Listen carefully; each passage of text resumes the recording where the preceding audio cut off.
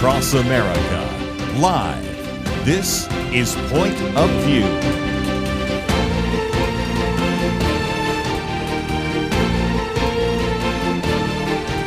And now, Kerby Anderson. Thank you for joining me. Thursday edition of Point of View. Next hour, we're going to be getting into all sorts of issues in the news, as you might imagine.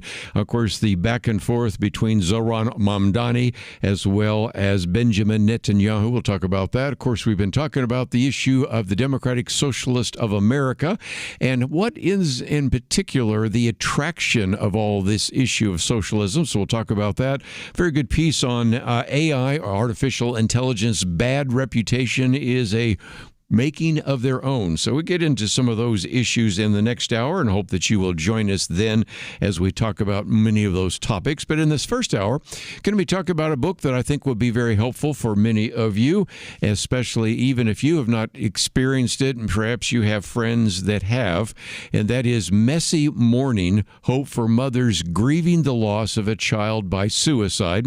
I have a colleague who has lost a son suicide, so we'll certainly dig into some of that as well. It is written by Jackie Baker, who is the author of the book, lost her son Sebastian to suicide. We'll talk about that. Began writing about this and is really helping us understand the need for grief support, maybe the importance of being able to ask honest questions, how to think about this from the Christian perspective, providing some hope, maybe practical support, what the church and other faith communities can do. And so again, this is a compassionate, practical approach that she brings, which of course, not only does she look at that from her own experience, but also as an individual who's a pediatric nurse practitioner, joins us now by phone from Vancouver, Washington. Jackie, thank you for joining us today here on Point of View. Oh, thank you for having me, Kerby. I've been looking forward to talking to you all day. Well, we've been looking forward to it as well. And one of the things I would encourage people to do is go to the link that we have provided there. First of all, there's a way in which they can find their way to your website, JackieMBaker.com. And of course, you don't have to remember all that because we have the link to the website, to Instagram, to Facebook. We have information about this book. You can get it in hardcover and paperback and Kindle. But I guess the obvious first question is to have you share the story of your son, Sebastian, if you could. Yes, thank you for asking. So Sebastian, my firstborn son, was born in 1994. Just a beautiful boy. Moms all say that, but yeah, he was. And so, had his little sister that comes with him. We were a family of four. He played soccer, was a chess player, did well in school, normal, boy stuff, loved to climb things, was always getting into trouble, and loved Jesus. He accepted Jesus at an early age. I remember, we were talking one day and he was like, Mom, can you tell me about the Trinity? And he's like 7 and he's like, I understand, God the Father, and I understand God the Son, but I can't figure out the Holy Spirit. And so we had a good discussion about that, and he was still trying to figure it out. And then a couple of minutes later, he came back in with a little hand clapper. I don't know if you know, it's like a little toy with 3 hands and you shake it and it claps together. And he said, Mom, this is like the Trinity. The 3 hands are together in one. And I was like, there you go. That's my boy. So he was just always curious and wanting to know those things. And then in high school, we noticed some things changing in his life. He was struggling with depression and anxiety, and we tried to get him help with, counseling. We sought biblical counseling and a therapist and started medication. He went off to college, was at a soccer scholarship, and then came home and said, I don't want to go back anymore. And we didn't know what was happening. And this is when he started spiraling into more mental health issues. He ended up being diagnosed with bipolar disorder, was very manic-y, ended up in rehab because of some of his choices, and then eventually had one suicide attempt, and then we moved him, got him on more medication, and then in the 5 months later, then he died by suicide in September of 2017. And again, you have a foreword written by Brad Harper talking about how in the middle of the night he and his wife were sleeping and got the phone call and the rest.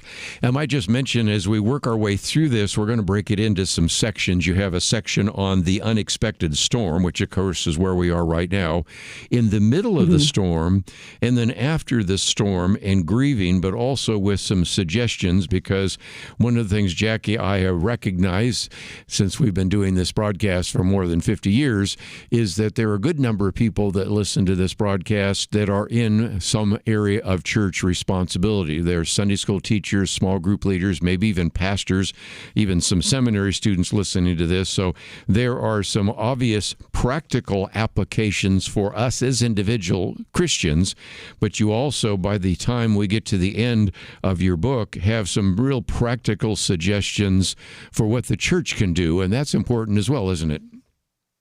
Yes, it is. And we were very blessed. Our church was wonderful in helping us navigate through this, one of the hardest things I've ever gone through. And they were very, very supportive. And I learned a lot of things, from them, and learned how to be carried through such a dark place. But at the same time, from other people in the community, other people of faith or different backgrounds, brought in different things about suicide that were not as helpful. And so I started accumulating and accommodating, all these different things that I was learning about suicide. And so I just hope that this could be helpful and very practical to those in the church. And again, one of the things I appreciate is that you bring it back to Scripture, like one of the chapters is sympathy for the mother of Judas. That's probably something no one in the listening audience ever thought about, but we know, of course, what Judas did and how he acted, but we never think about the rippling effect. And that's really one of the reasons why you wrote the book, is that anybody that thinks suicide only affects the family has never been around when a young person commit suicide, because the ripple effect through families, extended families, neighborhoods, and churches is very profound, isn't it? Oh, it totally is. And I've read that scripture so many times, and we always tend to pass by it because we know the story. Judas went and hung himself. He betrayed Jesus. But then it was like a few years after Sebastian had passed away, and I'm reading the scripture because I read it every day. I have to. I stopped and I went, he had a mom. And I started writing about this because it's like, oh, I know how this mom felt. I know how Judas's mom felt. And, just watching her son, doing these miracles with Jesus. Jesus picked him and chose him, and, and he followed him and he heard his teachings. But yet Judas made a choice, didn't he? And we can talk about all the different aspects of that. But my point was that, his mom loved him and watched him grow up and was proud of him, and then despaired and just, it was awful when she lost her son, and she just couldn't imagine something horrible happening to her child, or that he could have done something. And so I think every mom that loses a child can relate in some way to her. Yes. Well, let's take a break. When we come back, we're going to get into some of these particular issues. There is a chapter in More Than a Statistic, and for just a minute, we will talk about the statistics, because this is, if you think just an occasional problem, you haven't been listening to some of the conversations we've had here on Point of View. And then we'll get into some of the things that we can and should do if we want to be helpers to those around us. We'll take a break. Be back with more right after this.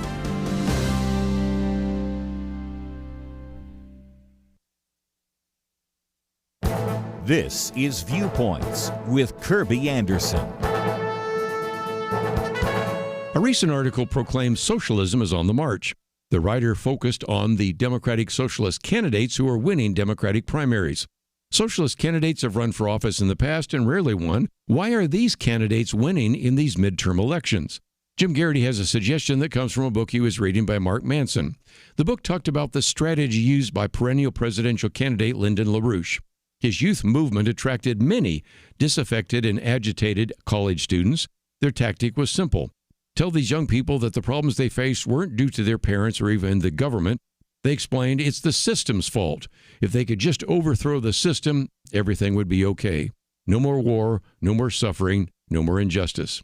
Does this sound like what you're hearing from these candidates and the young people voting for them? Your problems are the fault of the system. This movement of young people are yearning for a vision of a better future. They want control over their lives, but have been told that they have to overthrow the system to usher in utopia. Of course, the system they want to overthrow is our constitutional republic and our free market economy. Granted, there are political and economic changes that need to be made, but overthrowing the current system for a socialist fantasy isn't the answer. It will make their problems worse, not better. You know, any student of history would be able to see that defunding the police, opening the border, abolishing jails and prisons, and having government take over the means of production will be a disaster. Unfortunately, too many young people haven't studied history and have been seduced by the siren song of socialism. I'm Kerby Anderson, and that's my point of view.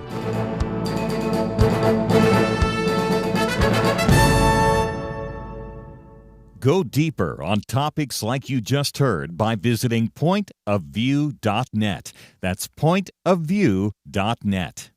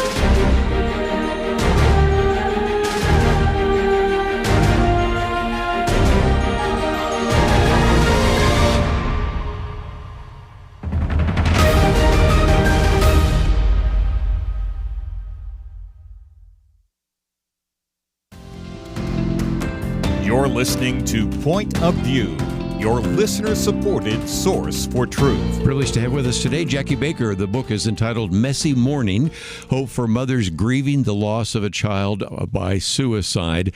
And I thought for just a minute, I don't want to ever treat our kids or anyone that commits suicide as a statistic, because as you point out, they're more than a statistic. But I think for just a minute, it would help people understand the extent of this issue.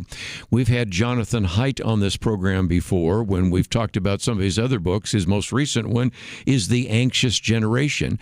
And one of the things, Jackie, which we have found, and you have certainly documented this in your book as well, is the amount of suicide ideation has increased.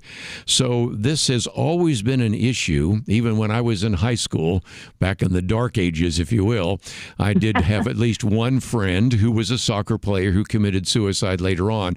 But even in the turbulent 1960s in Berkeley, that was the only one. And yet, unfortunately, you talk to any young person today, and they are well aware of many individuals that they know that have committed suicide. So this problem has gone from bad to worse, has it not? I think, in some ways it has, but in some ways, I think back in the 60s, we just didn't say how a person died if it was by suicide. We came up with something else because of the shame and guilt and the length of suicide. But I think we're more aware of it today. I think I was looked at the latest data from 2025, it's 45,000 people have died by suicide in the United States alone. Still the number 2 cause of death of children between the ages of 10 and 25. And in the elderly, it's almost the number 1 cause of death besides natural cause. It's very high in the older population. So it is, I think it's definitely, we're in a crisis of faith as well as a crisis, because we just don't have, the resources that we used to have when we talked about living a biblical world life. We're in a post, generation where people just don't know about the Lord, and they don't know about the truth, and they don't know that there is hope that we can find, that we don't need to take this type of, make this type of decision in our life, if that makes sense. It does. And again, I think we probably are teaching this now more in Bible colleges and seminaries and places like that. Of course, you have a degree in that regard, so you can speak to that. And I occasionally get to speak at seminaries and Bible colleges as well. And so that is encouraging because, as we're going to a little bit later talk about, not only do we want to equip people that are friends, neighbors, coworkers, family members of somebody who has faced this loss, but also people in positions of leadership. But one of the chapters I wanted to see if we could camp out on for just a minute, and that is the whole lamentation issue, the laments of if only, because I think that was very important, and it does, I think, illustrate the fact that, as we have talked about before, you go all the way back to that seminal book by Dr. Elizabeth Kubler-Ross, there is, denial, anger, bargaining, depression, and acceptance.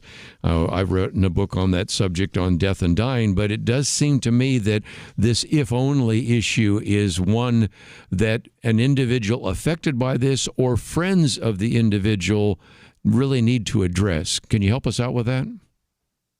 Yes, because Kubler-Ross did have that seminal, book on that. But over the years, we've learned that there's other types of grief as well, that especially those that have lost someone by suicide, and those are, we talk about the shame and the guilt that comes along with that as well, and because it's a different type of grieving, because if someone dies by cancer or a child dies by cancer, everyone's surrounding the family and their support, and they're just such a brave person, and then if someone dies by an accident, like a car accident child, it was a life cut short, and they had so much to live. But when we talk about suicide, there's crickets. It's quiet.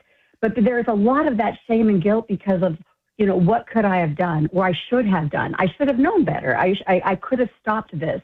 But all parents go through this, and just, if I would have just closed the door, opened the door, hid this, and we just go through this, and it can spiral, and it causes, I've seen over the years, just people to not get past this part of their grief process.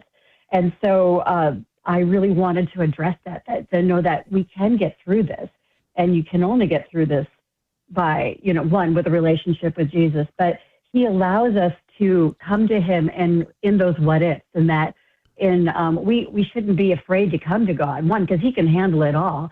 And if we go back to Job, Job reached out. I mean, he had well-meaning friends. We all know who those well-meaning friends are, because I've seen those well-meaning friends in my life as well. But Job, in his frustration, he cried out to the Lord, and he said, why didn't I perish? Why didn't I die when I came out of my mother's womb? And like Job, we can ask the same things. Why am I suffering? Why couldn't I change or control what happened to me? Yes, and that kind of relates to your chapter on grief would be less messy if it were just me.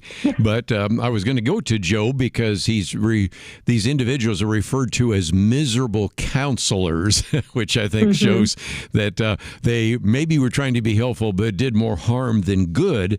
And I remember Joe Bailey in his book, A View from a Hearse, pointed out that after he'd lost his son, now it wasn't from suicide, but just lost his son, that an individual came in and they shared all scripture verses and just talked and talked and talked. He said, I couldn't wait for him to leave.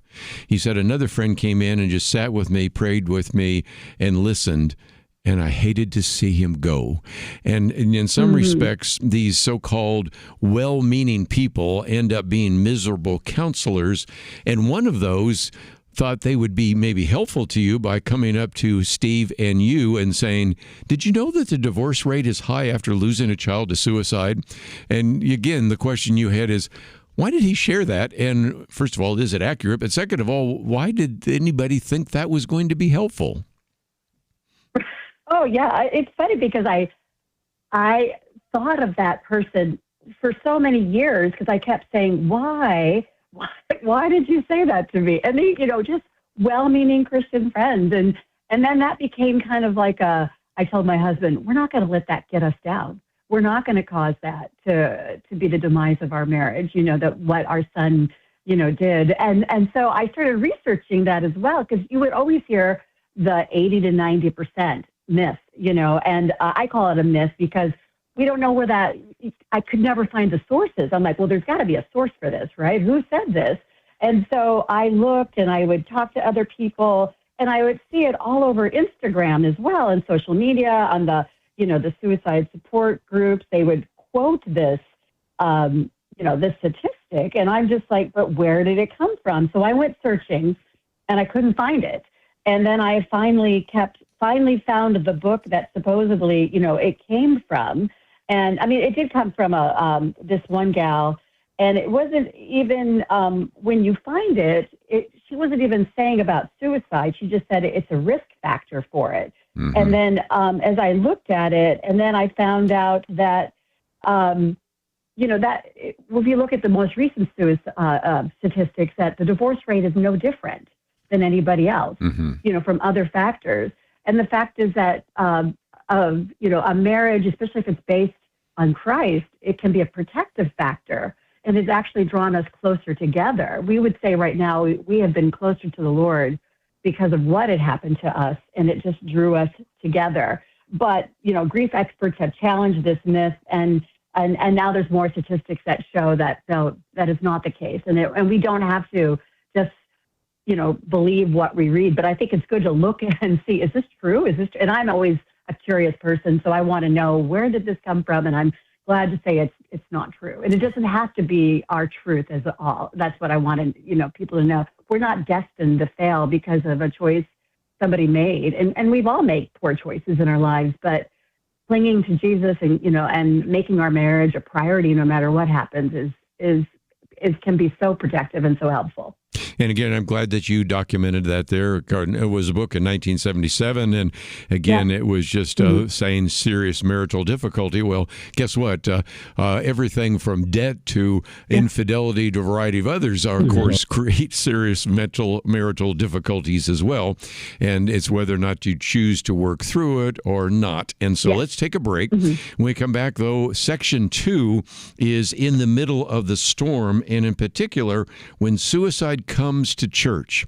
I certainly want those of you in some leadership position within your church to pay attention, because this is certainly one aspect that I think this book adds to the conversation. Also talking about some of the lies that grieving mothers maybe believe. What about this death day anniversary? This is something I've noticed in the experiences that I've seen around me, and so we'll get into some of that as we continue our conversation with Jackie Baker. If you'd like to know more about her, you can go to our website, pointofview.net. That will link you to her website and to social media and, of course, information about the book. Let's take a break. We'll come back with more right after this. At Point of View, we believe there is power in prayer. And that is why we have relaunched our Pray for America campaign, a series of weekly emails to unite Americans in prayer for our nation. Imagine if hundreds of thousands of Americans started praying intentionally together on a weekly basis. You can help make that a reality by subscribing to our Pray for America emails. Just go to pointofview.net and click on the Pray for America banner that's right there on the homepage. Each week you'll receive a brief news update, a specific prayer guide, and a free resource to equip you in further action. We encourage you to not only pray with us each week, but to share these prayers and the resources with others in your life. Join the movement today. Visit pointofview.net and click on the banner Pray for America right there at the top. That's pointofview.net. Let's pray together for God to make a difference in our land. Point of View will continue after this.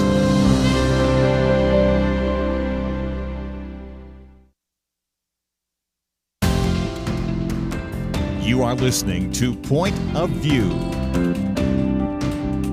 The opinions expressed on Point of View do not necessarily reflect the views of the management or staff of this station.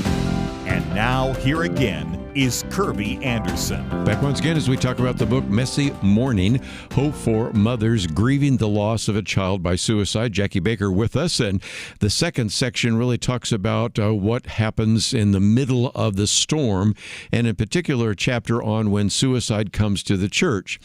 And Jackie, really there are two issues. Number one, of course, the difficulty and the emotions surrounding planning an unexpected funeral for your dead child, and the need for the church to come alongside in a very significant way. It is always hard. I've done enough funerals now to recognize that losing anyone is difficult, a child even more so, a child due to suicide, and, in terms of all the things we've already talked about, in terms of shame and guilt and what if and all the rest, makes it even more important for the church to come alongside. But then after that subsides, you have a section on how the church can help those affected and marginalized by suicide, because that's something, again, that maybe people have not thought about. So can you take us through those two very important points? Because that is, I think, kind of the essence of what you're trying to communicate in that chapter. Yeah, this is actually the hardest chapter for me to write, because I wanted it to be, when I first started writing it, I was complaining a lot, and I'm like, no, that's not, I don't want to complain, but I just want to educate and help with a lot of, I think, I want to call it a history of what the church used to teach about, or the standard teaching about suicide, and then, questioning whether those things were helpful or not helpful, and then just how we've changed over the years, I think, for the better. But I know that when I said, planning an unexpected funeral for someone who dies by suicide is always difficult. And I remember I actually had practice, because we had in our church community, we had somebody else who died by suicide. A church staff member's husband died that way, and we went to the funeral. And it was the first time I had heard somebody from the pulpit say, this person died by suicide, and he just talked about it in such a way with such compassion, and that people could understand, and there wasn't any blaming, or it was just tragic, and then how the goodness of God can cover a multitude of things that go on in our lives. That there's nothing that can separate us from God, and that and then that this gentleman who died, suffered from severe depression, and then how the pastor just brought that in and just made everybody understand what had happened in such a more compassionate way.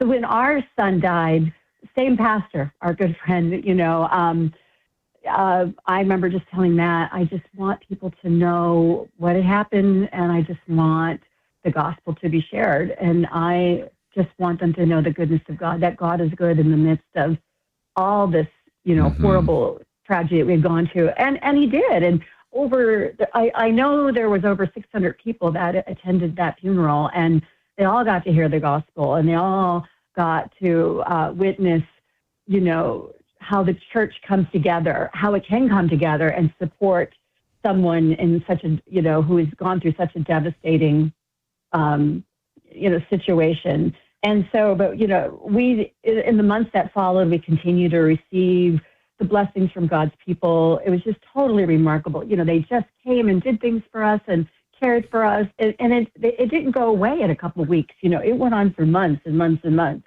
And so that just helped me see that, that suicide leaves behind wounded and grieving loved ones, and that the church can come alongside and provide that, the care and comfort.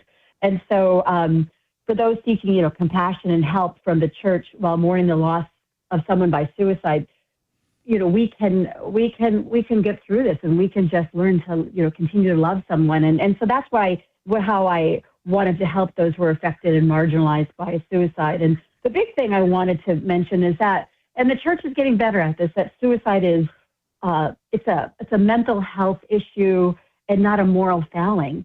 There wasn't, a lot of times we look at it as, it was a sin, and yes, murder is a sin, and we could debate whether suicide is a sin, and there's lots of people that continue to talk about that. But my thing is, instead of talking about that to recognize, the unique challenges faced by those grieving the loss of suicide and respond with kindness and understanding. Instead of focusing on theological debates about suicide, churches can prioritize comfort and understanding and providing a safe space for those who are grieving. Well said. Let's, if we can, maybe just talk individually then. First of all, I might just mention that at the end of each chapter, there's usually 5 questions of thoughts to consider. And so I certainly hope those of you in church leadership will think through that and maybe even consider whether or not this might be a small group study that you could put together for those in the church that have been dealing with this. But you have a whole section on lives grieving mothers believe, and things like, I wasn't a good enough mother, was my fault, and no one understands what I'm going through, so I'm alone in my grief. My life will never be the same. You go through quite a number of those, and of course, those are ones that either you have experienced or you've seen in the experience of other individuals. And that's, again, another very important chapter in your book, because there are people that will believe those and need to get some perspective, some biblical perspective on those. Mm-hmm.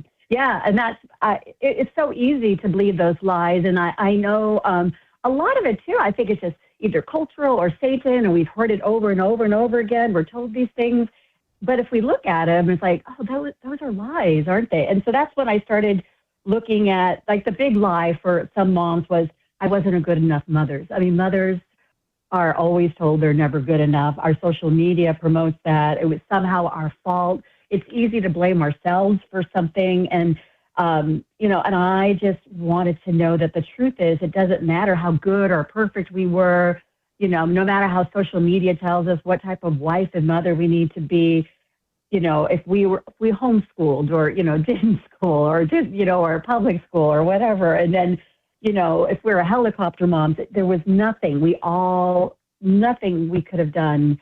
No matter how hard we tried, no matter how much we struggled, our child is gone, and there was nothing we did or could have done that could have changed it.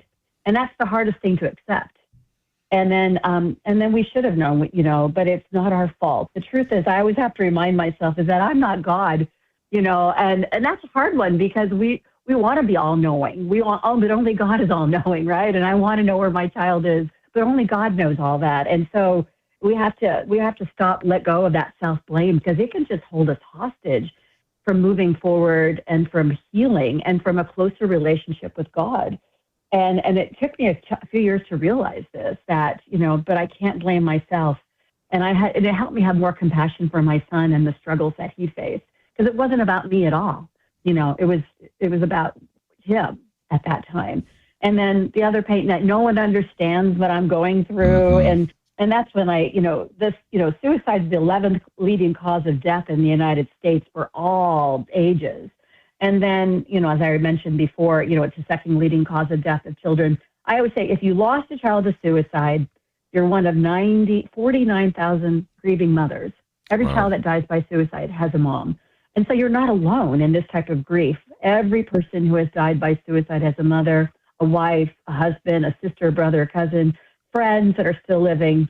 And due to the lingering stigma around suicide, people feel alone and that they can't talk about it and get help. And that's one of the main reasons why I wrote this, because we're not alone in this. And, the scripture says the Lord is close to the brokenhearted and saves those who are crushed in spirit.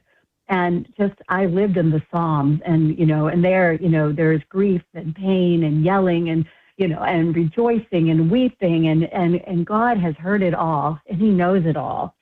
And one of my favorite books that I read, I don't know if it's a favorite, but most instructive, when my son was alive, and then after he passed away, I loved Tim Keller's book on walking with God in pain and suffering.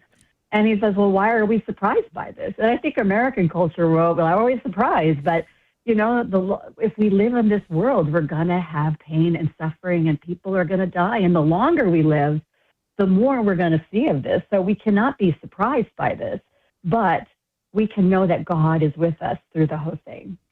Might just mention that, of course, we've had Tim Keller on the program when he was alive, and we have a book coming out. It's actually about a month from now by his son, which will be reflecting on some of that as well. But let's take a break, and when we come back, I did want to talk about the Death Day anniversary.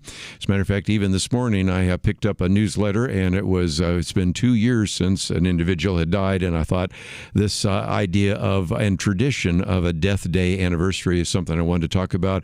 And then just the idea of where we can find hope, recognizing that it is not our last goodbye for those who are actually believers. So we'll continue our conversation with Jackie Baker on the book, Messy Mourning, Hope for Mothers Grieving the Loss of a Child by Suicide. If you'd like to know more about her or the book, you can go to our website, pointofview.net. We'll be right back.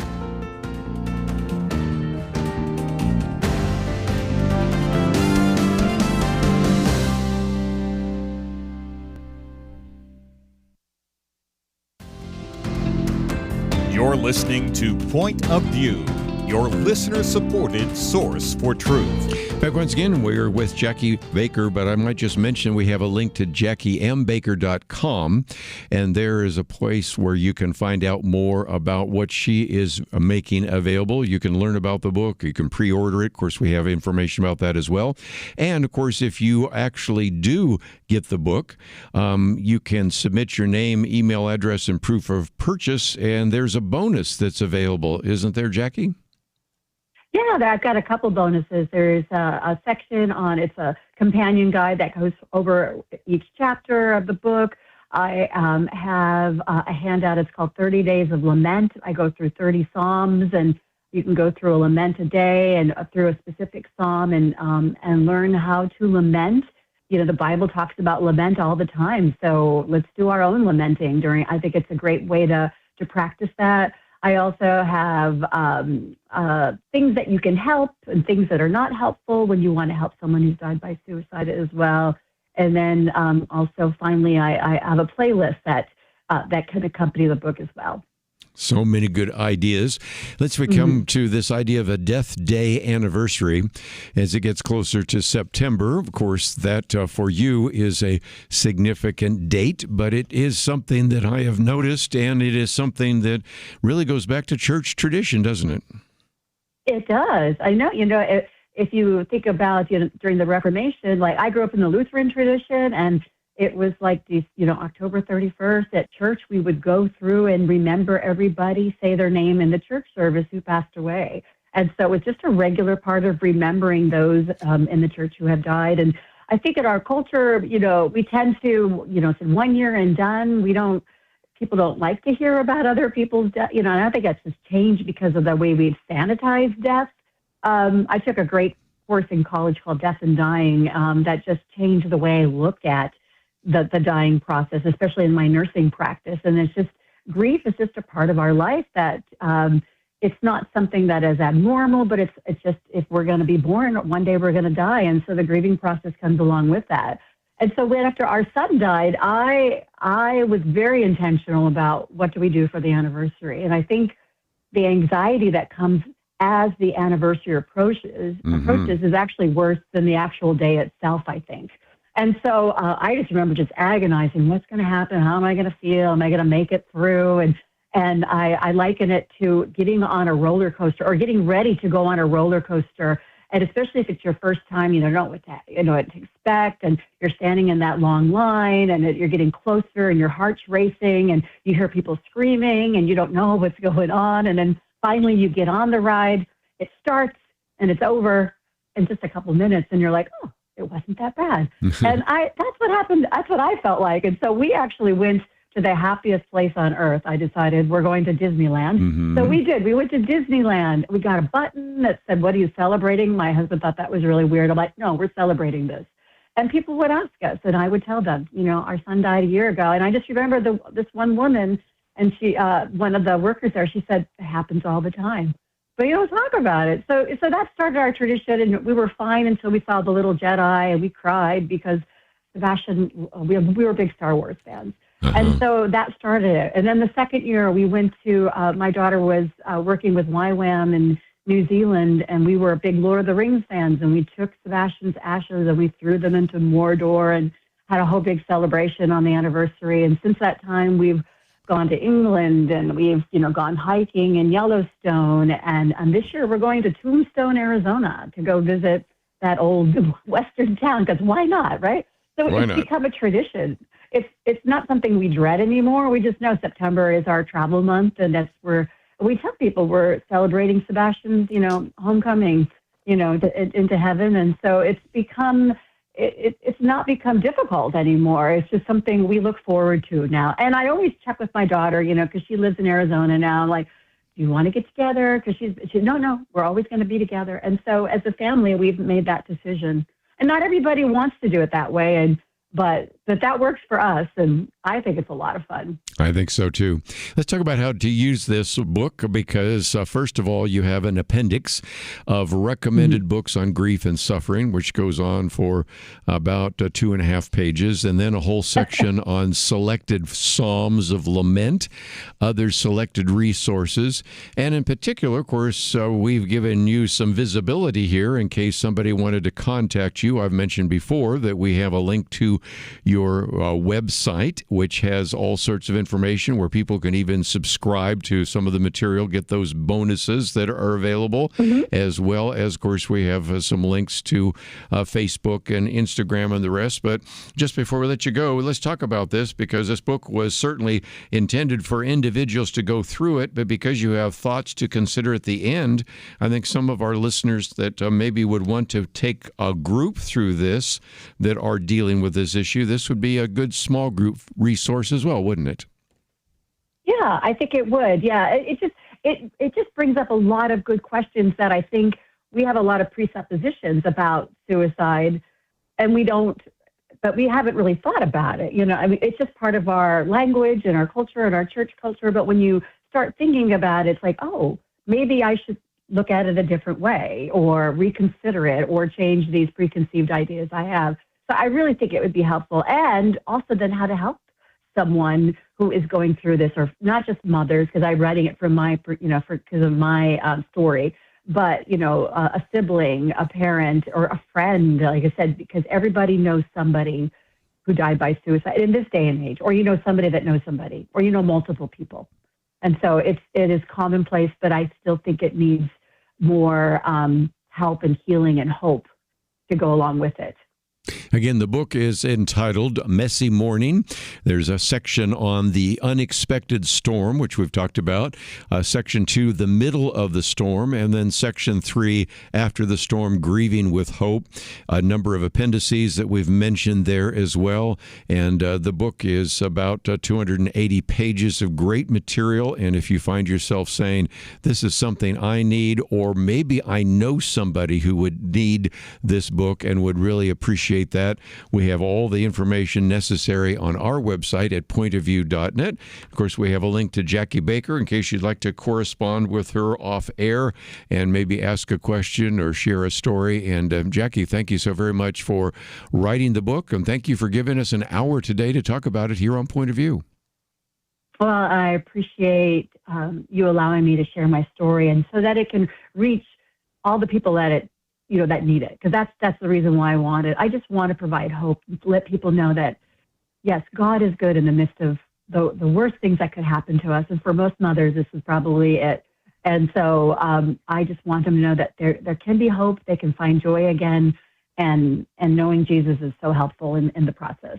Again, Messy Mourning, Hope for Mothers Grieving the Loss of a Child by Suicide. Great resource. And again, you can go to the website, pointofview.net, to find out a little bit more. We come back, we're going to get back into issues in the news. The mayor of New York City has some comments that he's been making about the prime minister and leader of Israel, and certainly this whole idea of genocide we're going to get into. We have been, of course, talking about the Democratic Socialist of America, America, and what are the reasons that individuals are joining. Nate Silver, who has really done some depth research, is helping us out with that.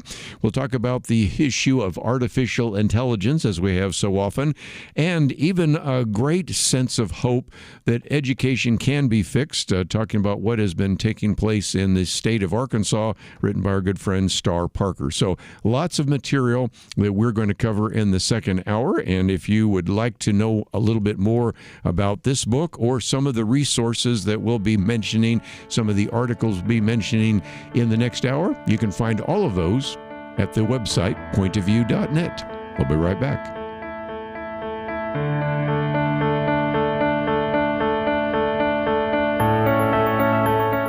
In 19th century London, two towering historical figures did battle, not with guns and bombs, but words and ideas. London was home to Karl Marx, the father of communism, and legendary Baptist preacher Charles Spurgeon. London was in many ways the center of the world, economically, militarily, and intellectually.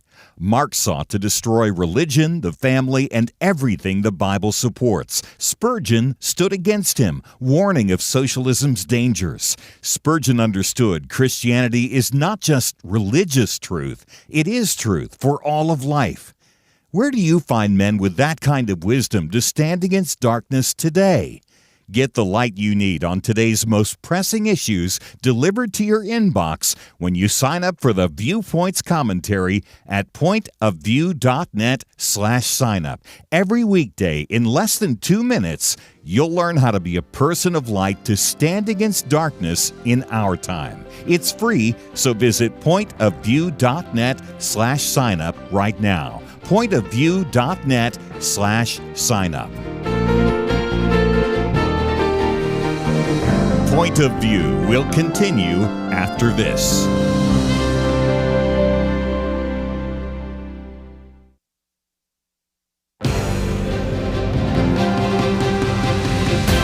Across America, live, this is Point of View.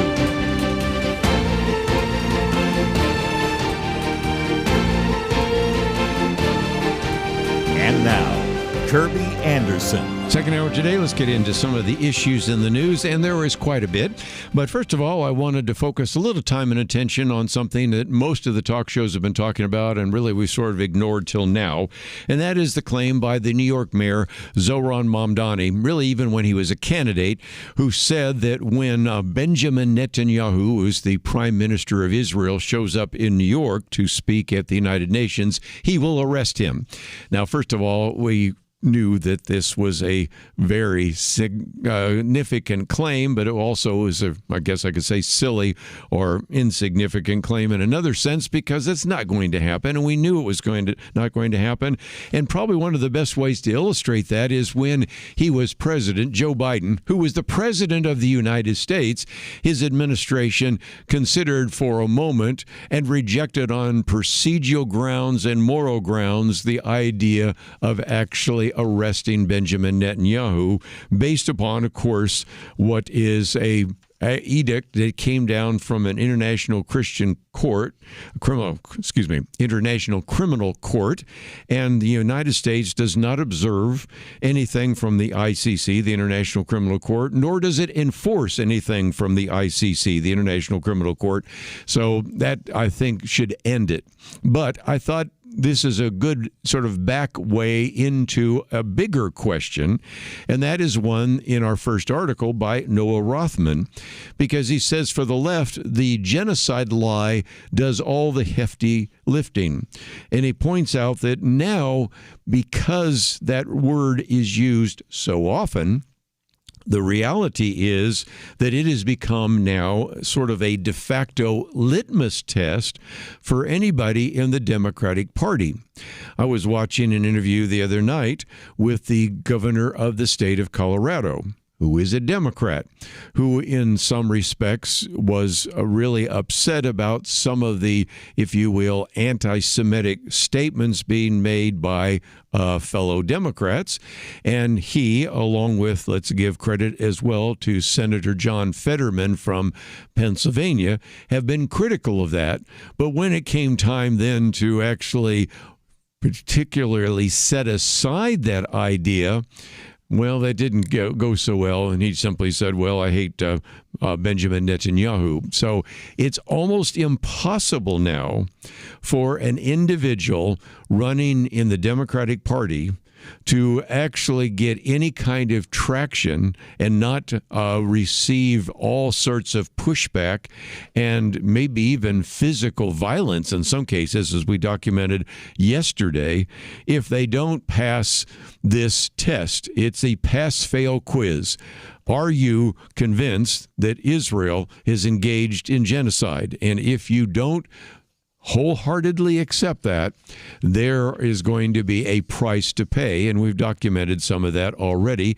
I've got a commentary coming out on that, and we talked about it earlier in the week. Let's also get into some other aspects of that. Even if Zohran Mamdani, the mayor of New York City, effectively conceded that he could not order the New York Police Department to arrest a foreign head of state, which he cannot. Nevertheless, it, as some people have pointed out, has been, quote, and this is the article, setting the standard for the 2028 Democratic presidential candidates. That is, would you actually, if you could, arrest Benjamin Netanyahu? And in some respects, as Noah Rothman says, one of the left-wing podcasters said, it's almost like a cheap date on this one, but at least she's consistent. She has long argued that genocide charge is both a means to an end and an end in itself. So again, it is now routine, as this particular article points out, for candidates to be asked to raise their hand if they think Israel has committed genocide. And as I've pointed out before, it is a pass-fail. It is certainly a pop quiz. It is something you will expect if you're a Democrat, and there is only one right answer. And if you were to not raise your hand, or you were to say, I may disagree with some of the action that Israel had to take against Hamas, but it does not constitute genocide, you will pay a heavy, heavy price today. And again, Noah Rothman goes on to say this: for the American left, the incantation of genocide papers over the incompatible marriage of convenience between center-left liberals and revolutionary socialists. For the international left, the genocide claim is just as valuable. It allows anti-Israeli fanatics to accuse Jerusalem of unspeakable actions without having to go into details. And that, by the way, is a point that needs to be made before I move on. And that is, if you have noticed, oftentimes when there is an honest, robust debate on campus, that doesn't happen very often, but sometimes it does, even in Congress, in some hearings, you'll recognize that the tendency of the leftist is simply to say genocide, racist, xenophobic, Islamophobic, and that is all they have.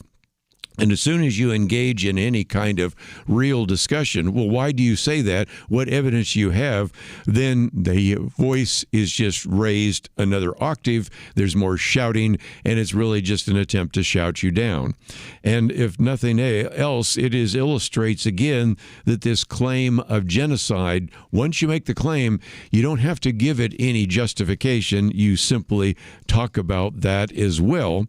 And then, of course, Noah Rothman points out all the other things that are blamed on genocide. For example, the rising rates of Palestinian joblessness, at least according to one of the quotes he has from Al Jazeera, is due to genocide. Then, of course, you have perhaps the most insidious of all the claims and charges, and that is Israel's actions are that they are, as Israeli Jews, systematically murdering children. And as one of the writers for The Spectator said, these claims are among the most serious charges in international law, and claiming that then Israel deliberately targeted Palestinian children is, again, an issue that you, I think, should want to have some evidence for, because it is perhaps the most serious claim you could make. So again, as Noah Rothman points out, you can look through the 94 pages of the United Nations Commission and cannot document one documented case of a soldier who identified a child as a child and killed that child for no other reason than they were a child. So again, this claim of genocide is thrown around with a great deal of gusto, with a great deal of menace, but there isn't any real evidence of that. And the best illustration of the fact that it is without any basis is the fact that as soon as you ask for an example, even from a United Nations Commission, you can't find one. And so instead, you get more shouting, more finger pointing, because all they have is the word genocide. And as he said, it's the lie that does the heavy lifting for the left. Let's take a break, though. When we come back, I think there is a very good piece by Nate Silver, who is not a conservative by any stretch of the imagination, but he's been trying to understand, as we have been trying to understand, what is the attraction of the Democratic Socialists of America.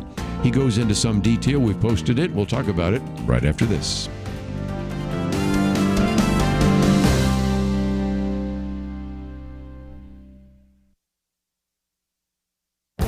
This is Viewpoints with Kerby Anderson. A recent article proclaimed socialism is on the march. The writer focused on the Democratic Socialist candidates who are winning Democratic primaries. Socialist candidates have run for office in the past and rarely won. Why are these candidates winning in these midterm elections? Jim Garrity has a suggestion that comes from a book he was reading by Mark Manson. The book talked about the strategy used by perennial presidential candidate Lyndon LaRouche. His youth movement attracted many disaffected and agitated college students. Their tactic was simple: tell these young people that the problems they faced weren't due to their parents or even the government. They explained it's the system's fault. If they could just overthrow the system, everything would be okay. No more war, no more suffering, no more injustice. Does this sound like what you're hearing from these candidates and the young people voting for them? Your problems are the fault of the system. This movement of young people are yearning for a vision of a better future. They want control over their lives, but have been told that they have to overthrow the system to usher in utopia. Of course, the system they want to overthrow is our constitutional republic and our free market economy. Granted, there are political and economic changes that need to be made, but overthrowing the current system for a socialist fantasy isn't the answer. It will make their problems worse, not better. You know, any student of history would be able to see that defunding the police, opening the border, abolishing jails and prisons, and having government take over the means of production will be a disaster. Unfortunately, too many young people haven't studied history and have been seduced by the siren song of socialism. I'm Kerby Anderson, and that's my point of view.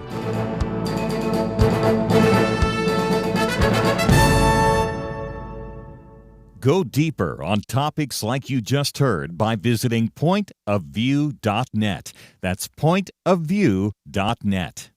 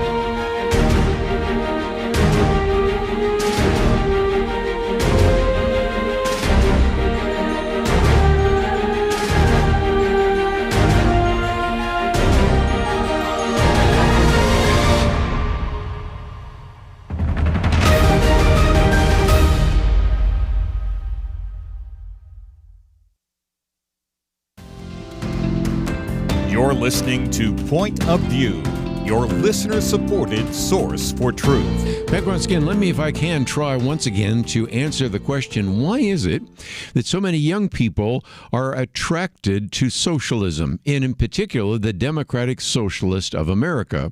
In my particular article that is, I'm holding up right now, the August issue of Outlook, I spend some time talking about the failing claims of Democratic Socialists, and there are many, and I just take the time to summarize a few of those. We also have a very good piece by Penna Dexter on Blue City Socialism, a piece by Liberty McCarter on Understanding the Marxist Worldview, and a piece on Socialism and Anti-Semitism by Gary Bauer. We're not planning on doing another issue, although I suspect we will after some of these get elected to Congress, on socialism, but if we do, I may be pulling from this article that I've posted here, and it is written by a person who, let's be very honest, Nate Silver would be left of center. That being said, I have on my shelf some of his books. Well, at least I have one, Signal and Noise, and I've been thinking about getting his other book, and I'm very familiar with him, and you would be too if you've been looking at individuals who've been evaluating some of the statistical evidence. He's probably best known, I think it was back in the 2008 particular presidential election. He predicted like 49 out of the 50 states so accurately, and he has been able to, as the title of one of his books, find the signal in the midst of the noise. So even though he might be left of center, and even though he might not have liked George W. Bush, or may have not liked, Donald Trump, or whoever it might be, nevertheless, he's very honest with the facts and the statistics, and I appreciate his work. And he has spent some time saying that now that the World Cup is over, need to focus on the midterms. Of course, he has probably already. And he refers to this, interestingly enough, is the DSA sweet spot. That is, what is it that are maybe attracting so many people to the Democratic Socialist of America? Now, I'll give you a hint. It isn't the white male working class voter. I'll hold this up. This was the article that we talked about yesterday by Victor Davis Hanson, in which he points out that, in a sense, the left-wing unicorn hunt for the white male working class voter is there just has been no success on the part of the Democratic Party for bringing back who used to be one of the core constituencies of the Democratic Party. I recognize that 40% of the electorate this time are individuals who would fit into this category of white working class voters. And these are individuals that Democrats have been working tirelessly, in some cases, to try to attract. Well, Nate Silver is looking at this as well, and even focusing some of his attention on a couple of individuals when he was a candidate. Graham Plattner, the candidate in Michigan, Abdul El-Sayed, the candidate in in Maine, and Abdul Sayed in Michigan. Graham Plattner was up in Maine, but of course is not running now. But he's been looking at this, and he provides probably the best statistical analysis of the fact that these voters that are more likely to vote along for socialist candidates tend to be individuals with high educational attainment, but usually have low to middle income. Now, he's not the only one saying it, but he provides you with so many good facts and figures that it's beginning to be very obvious. And he points out that the fact is lots of times people talk about class, and that helps with voting patterns. But again, many times those individuals that are of the upper class or those who have college degrees usually perceive things a little bit differently than, for example, the working class voter. But he points out that basically what we find here is a phenomenon that is something we've talked about before, whether we've been quoting from Dirty Jobs and Mike Rowe or people like that, is that one of the individuals he quotes documents that America is producing too many college graduates and there aren't enough high prestige, well-paying jobs. So individuals that go and get a 4-year college degree, maybe they get a graduate degree, so now they've spent 6 years in college. Maybe they even have a doctorate, so they've spent 8 to 10 years in college.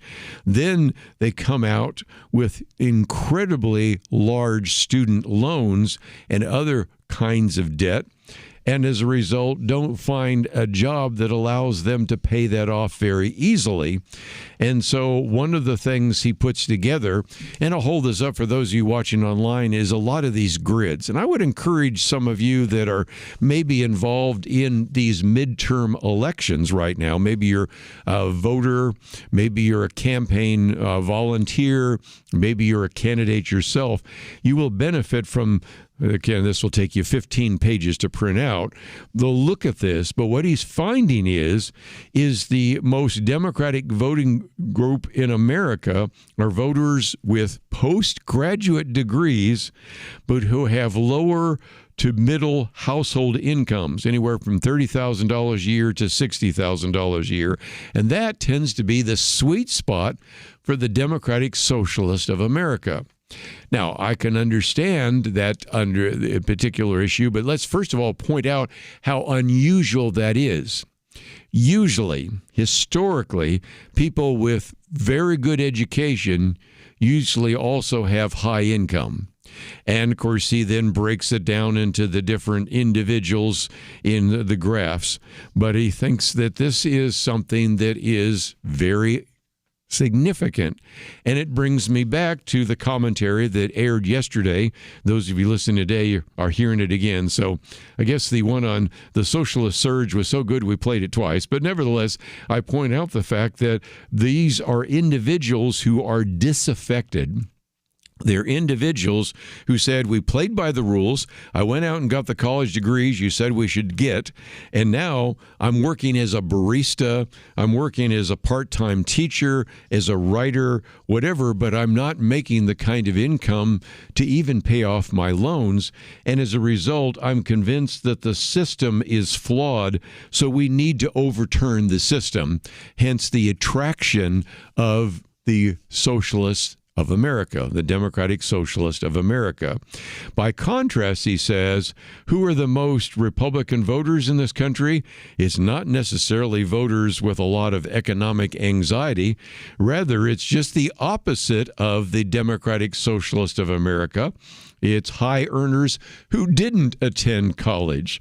About 6% of voters with a high school education or less, but those whose households' income are more than $60,000 a year or more are the ones that prefer Donald Trump. So if you were to put together the quadrants, you can see that the individuals that had voted for Donald Trump are the least likely to be those who would then be interested in the Democratic Socialists of America, and those who did not vote for Donald Trump are the ones following that. Just for the interest of time, he also breaks it down to other groups. What about African American voters? He said, while it's true that black voters are not a monolith, their preferences are notably uniform, more uniform than whites, mostly very blue. But what is so interesting is the group that is probably the most reliable would be black voters with graduate degrees earning anywhere from $30,000 to $60,000 per year. What about Hispanics? Well, again, among Hispanic voters, voting is considerably less correlated with educational attainment than among whites. However, Hispanic voters earning higher incomes are considerably more Republican than lower earning voters, ones. And so what you're seeing is a real segmentation that we've never really seen before. And I think if we ever do another booklet or maybe Outlook magazine on the Democratic Socialist of America, this piece by Nate Silver is really helpful. And for those of you that maybe will be involved, either as candidates or volunteers or others in these midterm elections, you might want to get some of this material from Nate Silver, because he breaks it down and, of course, helps us understand what are some of the key issues for some of these liberal candidates, That's regulating business, the environment, acceptance of gay and transgender people, and things like that, affordability, whatever it might be.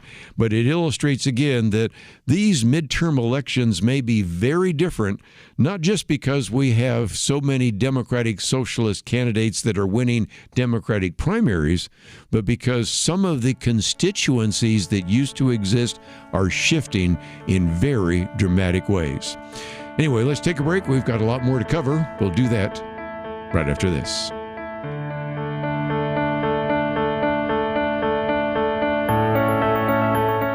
The Bible tells us not to worry, and yet there is a lot of worrying stuff in our world today.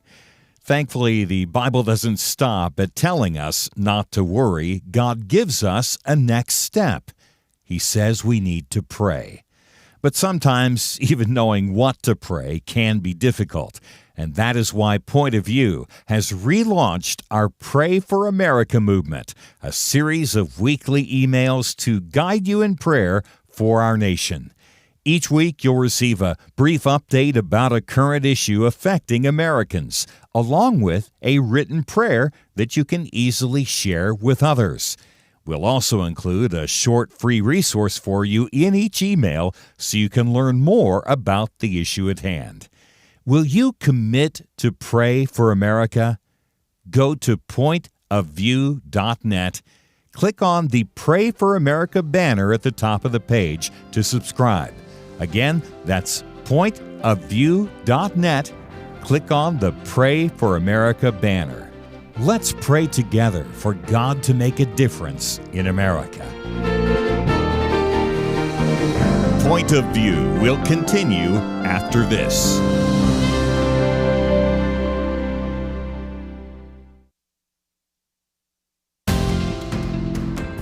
You are listening to Point of View. The opinions expressed on Point of View do not necessarily reflect the views of the management or staff of this station. And now, here again is Kerby Anderson. Back once again, let me just mention that last couple of days we've talked about, we've really tried to encourage you to go to our website, pointofview.net, scroll down to the section that gives you an opportunity to take action, support the SAVE Act, and I suspect many of you have, but if you haven't been doing that yet or been postponing it or procrastinating, I would encourage you to go to the website, pointofview.net, take action. I might just mention as a program note, one of the articles I quoted from on Monday was by John Lott. He's been on the program with us a number of times and appreciated the great work that he has done in the area of criminal justice and even Second Amendment. But he wrote about very good arguments for why we should support the SAVE Act. And we, of course, posted his piece on Monday. Well, next Monday, on the 27th, he's actually going to be on with us. And so we will once again encourage you, if you haven't taken the time to contact your two senators, to do so. But you don't have to wait for John Lott to show up on Monday to give you all the reasons. We already have given you many reasons. If you click on that button that says Support the SAVE Act, you will see that we give you some facts and figures. We give you a place where you can put your contact information down if you've not actually used this before. We give you a sample message. You can click on that button and send it, or you can review it, change it, then preview it, and then print it, mail it out if you want to, or send it by email. And I've had a lot of people tell me, I'll be honest, I've never contacted a member of Congress about any issue until Point of View made it so easy that it's almost embarrassing if I don't. So that is the case. So let me again encourage you to find that information. It's on the website, pointofview.net. Of course, I sent an email out on Monday. You can maybe find that in your lost emails or ones you didn't get to. And either way is a good way to respond. We'll probably focus some time and attention on it again next Monday, specifically because we'll have John Lott with us to talk about his article and why he thinks this is so important. Let's, if we can, get to a couple other issues. Yesterday, you heard me talk about, for a length of time, the data centers and some of the controversy surrounding that and some of the facts. If you receive the Outlook magazine from us each month, and you can receive it by being a monthly donor, you probably have noticed that the June issue was on artificial intelligence. And so I thought I'd post this article by Michael Brendan Doherty, AI's Bad Reputation is of its own making. And it's kind of interesting when you think about this, because we would have expected by now that, given the fact that so many of us, and probably you more than me, I tend to stay away from some of that because I'm afraid once you go down the road of allowing AI to write your articles for you, you never find your way back. So I don't tend to use artificial intelligence that much, but I know some people live every day with it. And interestingly enough, you would think that we'd think that was popular. But in this article, he points out that the NBC News poll done earlier this year found a net favorability rating of -20 for AI. Fox News polls have consistently found a growing concern about artificial intelligence over the past year, with some of the sharpest increase from women. And then there was another poll that was done by Harvard Capps Harris poll, done in July, where 2/3 of voters wanted to slow down AI development. And so if you think about this, even though many of people are saying maybe we need to go slow, maybe we need to slow down, maybe we don't need to build any more data centers, the spending, as Michael Brendan Doherty points out, for all of this AI infrastructure is accelerating. He says Amazon, Microsoft, Google, Meta, and Oracle are spending $600 billion on infrastructure just in this year alone. That's up 36% from last year, which itself was a record year. So you can see this is the case. He goes on to point out that the build-out is rippling across the economy, pulling HVAC and other tradesmen into electrical, which is seeing a massive demand spike, driving up salaries of senior electricians deep into the six-figure territory. The other day, I shared how Mike Rowe, host of Dirty Jobs, has said they were poaching individuals. Well, Mike Rowe, in this article here of Dirty Jobs, is an individual that says he knows of electricians who are making over $250,000 a year.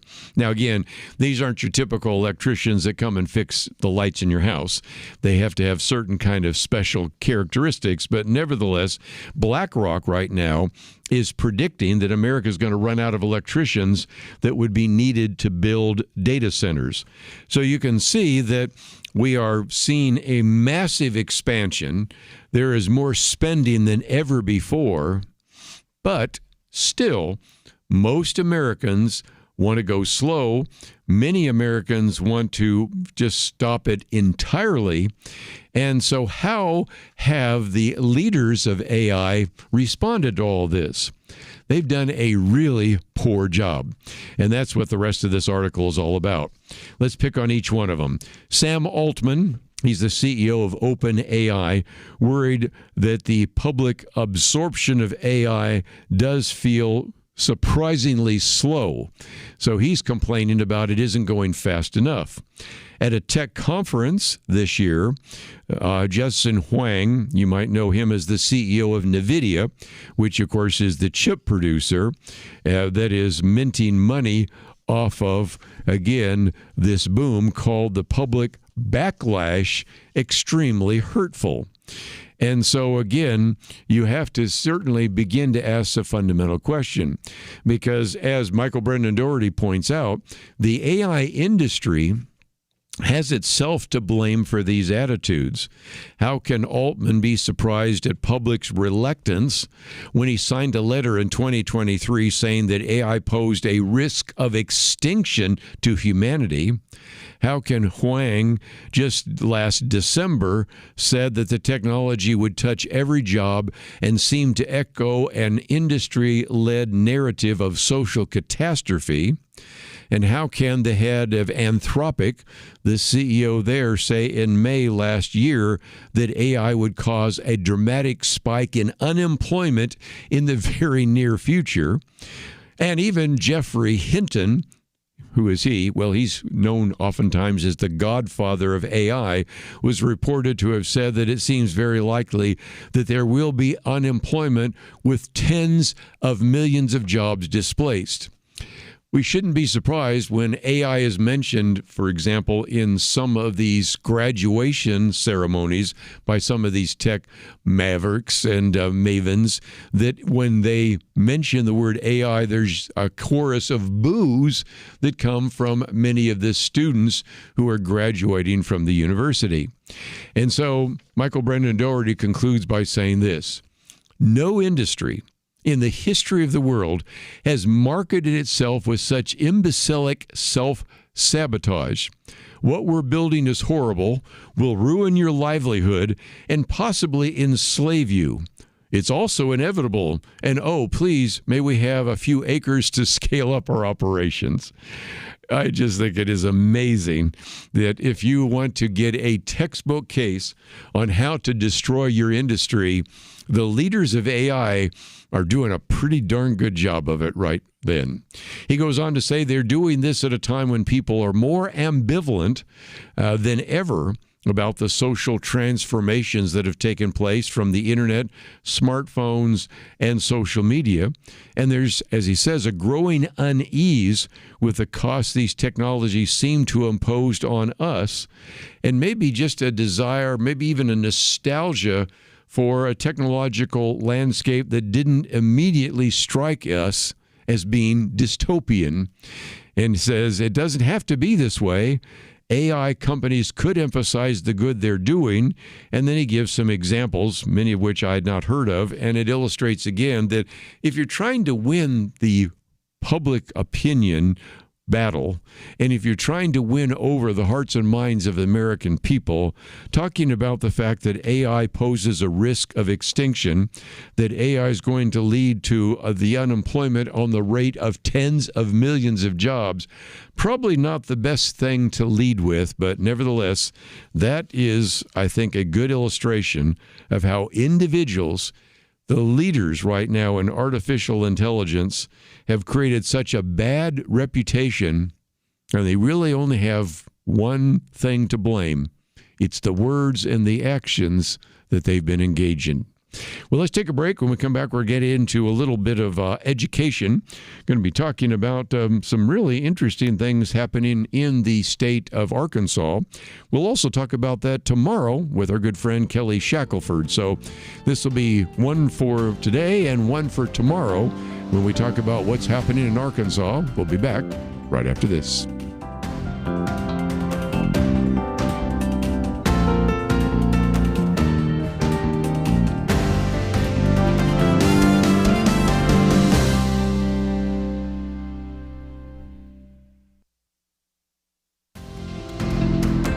You're listening to Point of View, your listener-supported source for truth. Back for a few more minutes. Let me just mention tomorrow we're going to have Kelly Shackelford in studio, Liberty McCarter, and one of the things that Kelly Shackelford's going to talk about is the fact that as they have evaluated religious liberty in all 50 states, the number one state was Arkansas. So we'll talk about how Governor Sarah Huckabee Sanders received that award and spoke to that issue. And so in some respects, we'll talk about the state of Arkansas tomorrow, but we can talk about it right now because this last article by Star Parker talks about how Governor Sarah Huckabee Sanders shows education can be fixed. Now, Star Parker's been on the program with us many times before. We've had her come and speak for us at various point of view events, and of course, you know the work that she's done. In this particular column, she begins by reminding us that even though we are celebrating the 250th anniversary of America, actually, there is a great deal of concern on the part of the American people because they don't really trust these public institutions. Gallup, for example, reports that confidence in U.S. institutions remains near all-time low. Quoting from Gallup, of the 14 core institutions, that's banks, big business, labor, the presidency, Congress, schools, healthcare, whatever, only 27% say they have a great deal or quite a lot of confidence. And in some respects, this illustrates again the lack of trust that people have in government, but in many of our public institutions. Now, she argues that one explanation for this double-edged sword is the growth of government, because the more government, the more inefficiency. I think that's pretty easy to document. So then she turns her attention into the issue of education. If you go back to the Gallup poll, only 27% say they have high confidence in our public schools. It's the highest it's been since 93. Which again was 41%. The highest back then was 41%. Now it's 27%. I think you can get what I'm trying to say here. And she points out that, okay, essentially what you could come up with is almost 3/4 of the American people do not have confidence in this particular service called the public schools. And she points out that any marketplace in which 3/4 of the consumers are unhappy with the products or service that are produced, you would expect that maybe the suppliers would start changing something, what they're delivering, the way they're delivering it, whatever. And of course, that's what you would expect in a marketplace that is free. Unfortunately, the public schools are not a free marketplace. The best interest of the consumer, as she points out, in the case of education, be the parents and the children, the best interests just do not matter. They don't rule. And that has been the ongoing problem with the public school system. There's no real competition, although there is now a lot of interest in, of course, public education alternatives, charter schools, homeschool, Christian schools, and the rest, but nevertheless, that is the case. So if you think about that, when only 27% of Americans are satisfied with the public schools, then how can you explain that only 28 states have even opted in to the new Education Freedom Federal Tax Credit? In other words, you get a tax credit. It's not a lot, but it's $1,700, $1,700 federal tax credit to contribute to scholarship funds to help parents educate their children. So it could be private education, whatever it might be. These are the Education Freedom Tax Credits, but you only have 28 states, just a little more than half, that have even opted in to make that available. Well, the answer, she points out, is 25 of the 28 states that have opted in are Republican states.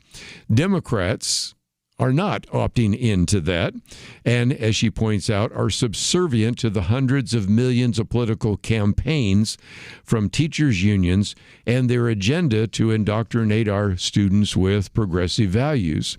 So then she turns her attention from what could be happening nationwide to what's happening in Arkansas.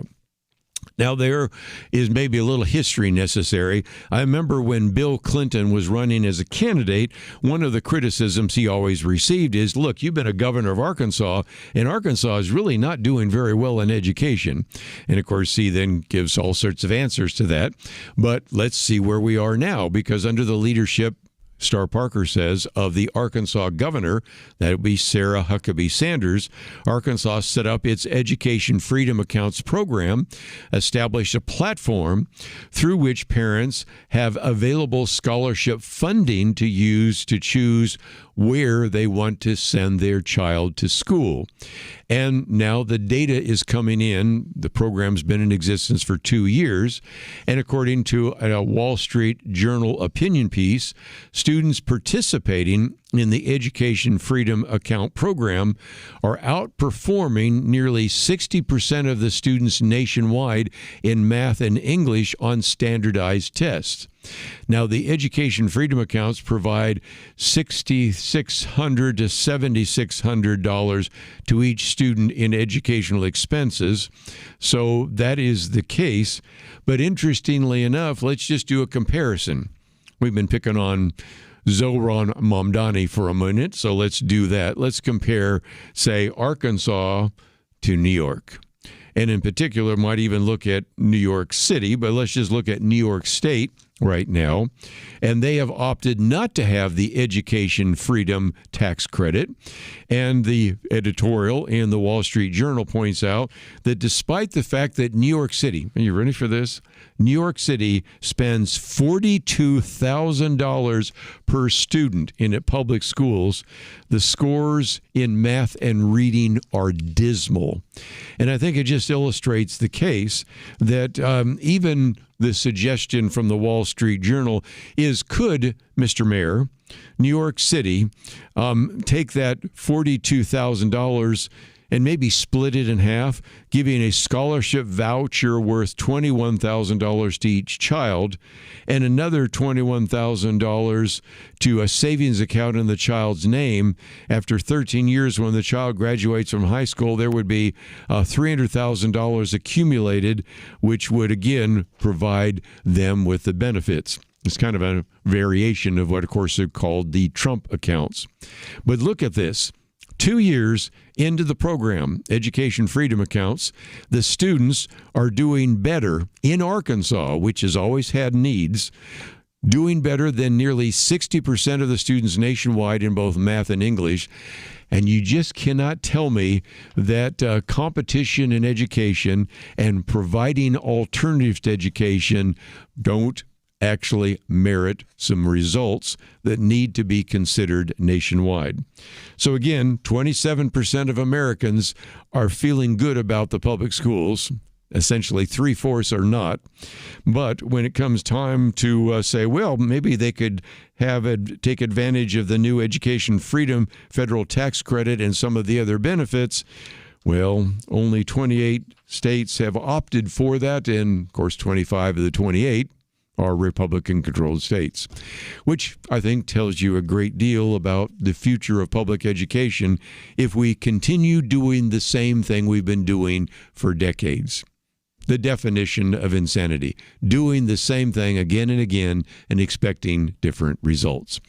Well, that's all we have for the subject of education. We give some kudos to the governor of Arkansas, Sarah Huckabee Sanders. Kelly Shackelford will give some more kudos tomorrow. But before we run out of time, let me encourage you to go to the website, take action on our action item, collect some of these articles. Most importantly, I want to thank Megan for help engineering the program. Derek, thank you for producing the program. We'll see you back here tomorrow, right here on Point of View. It almost seems like we live in a different world from many people in positions of authority. They say men can be women and women men. People are prosecuted differently or not at all, depending on their politics. Criminals are more valued and rewarded than law-abiding citizens. It's so overwhelming, so demoralizing. You feel like giving up. But we can't. We shouldn't. We must not. As Winston Churchill said to Britain in the darkest days of World War II, never give in, never give in, never, never, never, never yield to force, never yield to the apparently overwhelming might of the enemy. And that's what we say to you today. This is not a time to give in, but to step up and join Point of View in providing clarity in the chaos. We can't do it alone, but together, with God's help, we will overcome the darkness. Invest in biblical clarity today at pointofview.net or call 1-800-347-5151. Pointofview.net and 800-347-5151. Point of View is produced by Point of View Ministries.